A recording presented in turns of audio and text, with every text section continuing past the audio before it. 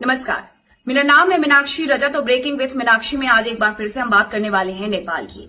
एक ऐसे राष्ट्र की जिसने अपने इतिहास में भी कभी इस तरीके की हिंसा को नहीं झेला जैसे वो पिछले 5 दिनों में हिंसा का शिकार हुआ।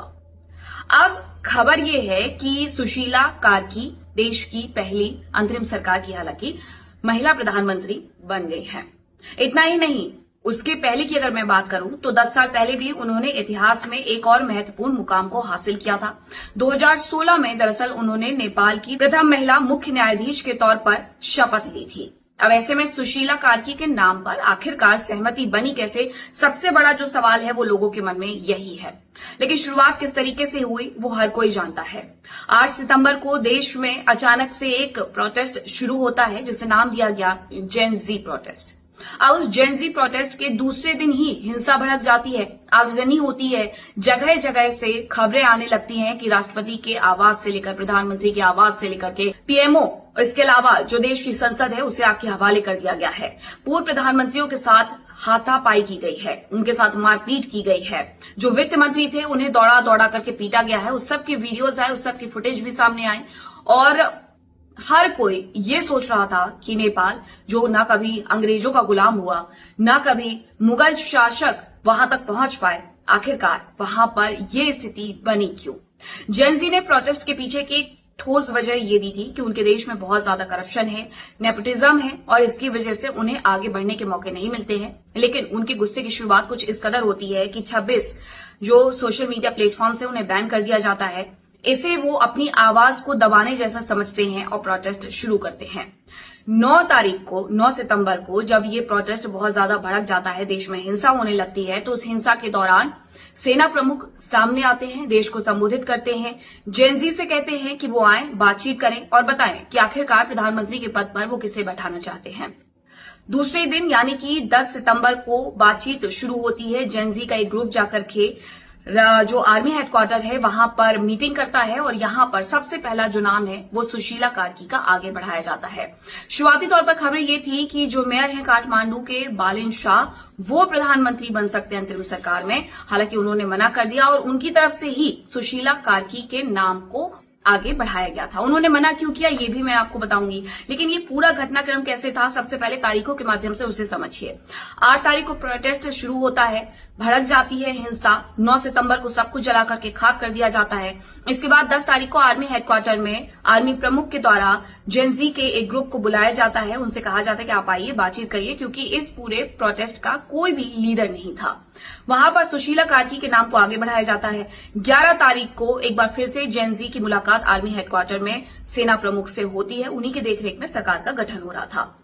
वहां पर जाकर के भी जेन जी यही कहते हैं कि उन्हें सुशीला कार्की प्रधानमंत्री के तौर पर चाहिए, लेकिन वहां कुछ और ग्रुप भी जेन जी के होते हैं जो आपस में भिड़ जाते हैं। जब ग्रुप भिड़ जाते हैं तो उसके बाद 16 सदस्यीय डेलीगेशन बनाया जाता है जेन जी का, जो कि 16 अलग अलग क्षेत्र से आते हैं और इनका ग्रुप जाकर के मिलता है यहां पर आर्मी चीफ से। आर्मी चीफ से मिलने के बाद सुशीला कार्की के नाम पर सहमति जता दी जाती है और उसके बाद राष्ट्रपति ने उनके नाम की घोषणा कर दी कि वो अब नेपाल की पहली महिला प्रधानमंत्री अंतरिम सरकार की होंगी। लेकिन आखिरकार जेन जी किन शर्तों पर सुशीला कार्की के नाम पर राजी हुआ, अब वो समझ लीजिए। देखिए, सबसे पहले जब ये पूरा प्रोटेस्ट चल रहा था तो सबसे पहला नाम आया था जो मेयर हैं काठमांडू के यानी कि बालेन शाह का। उनका नाम इस वजह से सामने आया था क्योंकि जेन जी के बीच में वो अपनी एक अलग पहचान रखते हैं। हालांकि उनकी तरफ से अंतरिम सरकार का मुखिया बनने के लिए इनकार कर दिया गया और उन्हीं ने सुशीला कार्की के नाम को आगे बढ़ाया। अब सुशीला कार्की के नाम को बालेन शाह की तरफ से आगे बढ़ाने की वजह से जेन जी ने उनके नाम पर सहमति जता दी। उन्हें देश की महिला प्रधानमंत्री के रूप में स्वीकार जेन जी की तरफ से कर लिया गया। हालांकि इसके पीछे की जो वजह है वो एक्सपर्ट्स ये भी बताते हैं कि बालेन शाह नहीं चाहते कि वो अंतरिम सरकार का मुखिया बने, बल्कि वो पर्दे के पीछे रह करके 6 महीने तक चुनावों की तैयारी करके देश के प्रधानमंत्री के तौर पर उभरना चाहते हैं। इस सब के बीच एक जानकारी ये भी मिली है कि जेन जी की तरफ से ये कहा गया था कि संसद को भंग किया जाए। संसद को भंग कर दिया गया और जब संसद को भंग कर दिया गया तो सबसे बड़ा सवाल ये खड़ा हो जाता है कि प्रधानमंत्री के पीछे कौन होगा जो कार्य करेगा। तो प्रधानमंत्री यानी कि सुशीला कार्की के पास ही सारे मंत्रालय दे दिए गए हैं, लेकिन जेनजी ने इसमें भी एक शर्त रख दी थी। उन्होंने ये शर्त रखी थी कि एडवाइजरी ग्रुप में जेनजी रहेंगे, यानी यही वो लोग होंगे जो अब देश के लिए रणनीति बनाएंगे और प्रधानमंत्री सुशीला कार्की किस तरीके से उन्हें लागू करती हैं, पर्दे के पीछे से ये सब कुछ देखेंगे। यानी नेपाल अब एक ऐसा राष्ट्र बन गया है जहां पर जेनजी सरकार चलाएंगे, भले ही उन्होंने सुशीला कार्की के नाम को आगे किया है। दरअसल जेनजी डेलीगेशन ग्रुप ने जब 12 सितंबर को मुलाकात की थी आर्मी चीफ से, तो उन्होंने मांग रखी थी कि अलग अलग विभागों से जुड़े फैसले लेने के लिए जेनजी एडवाइजरी ग्रुप बनेगा। यह एडवाइजरी ग्रुप एक तरह से मंत्री परिषद यानी कैबिनेट की तरह काम करेगा और इस तरह सुशीला कार्की के नाम को लेकर के पीछे से जेनजी का एडवाइजरी ग्रुप फैसले लेने में अहम भूमिका निभाएगा।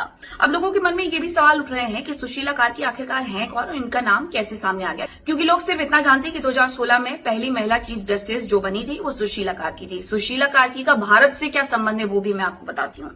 देखिए, नेपाल की पहली महिला अंतरिम पीएम है सुशीला कार्की। वाराणसी के बीएचयू से इन्होंने पढ़ाई की है, टीचर के तौर पर अपने करियर की शुरुआत की थी। 73 साल की उम्र है उनकी।